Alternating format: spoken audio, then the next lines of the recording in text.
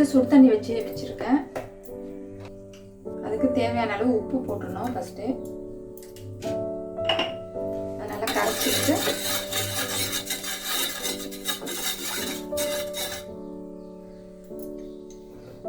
பச்சரிசி மாவு போட்டு மிக்ஸ் பண்ணணும்.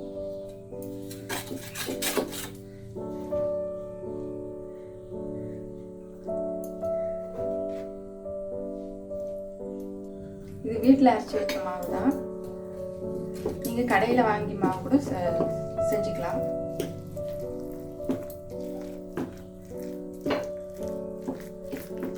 தண்ணி சூடாக இருக்கிறதுனால நான் இப்போ கரண்டி போட்டு மிக்ஸ் பண்ணுறேன்.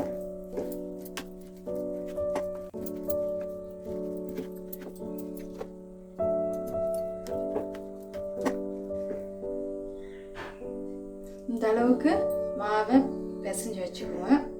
இதுக்கப்புறம் நம்ம இடியாப்பம் புளிய போகிறோம். இட்லி தட்டில் நான் முதல்ல எண்ணெய் தடவி வச்சுட்டேன்.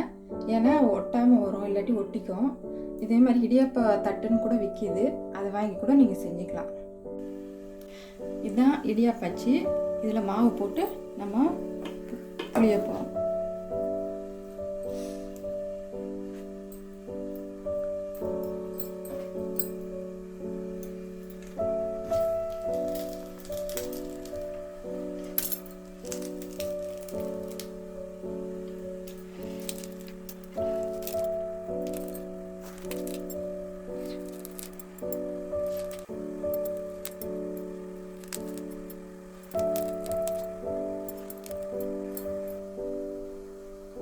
அவ்வளோதான், முடிஞ்சு போச்சு. இதை எடுத்து இட்லி பாத்திரத்தில் வைக்கலாம்.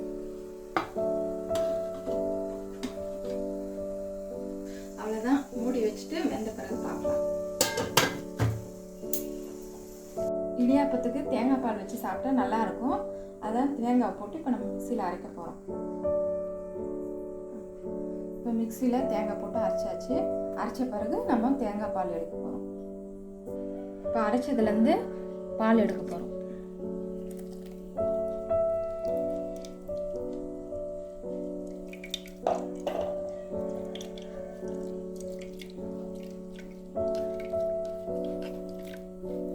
இந்த தேங்காவை 2-3 வாட்டி அரைச்சி இந்த மாதிரி பாலை எடுத்து வச்சுக்கோங்க.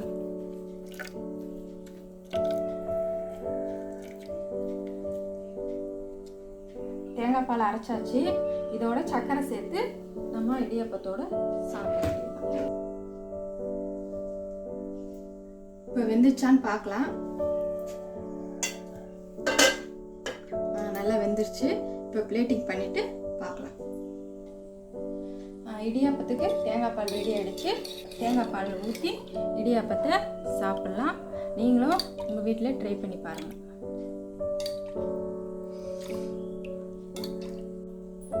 இடியாப்பத்துக்கும் தேங்காய் பாலுக்கும் சூப்பர் காம்பினேஷன். இதே மாதிரி நீங்களும் செஞ்சு பாருங்கள்.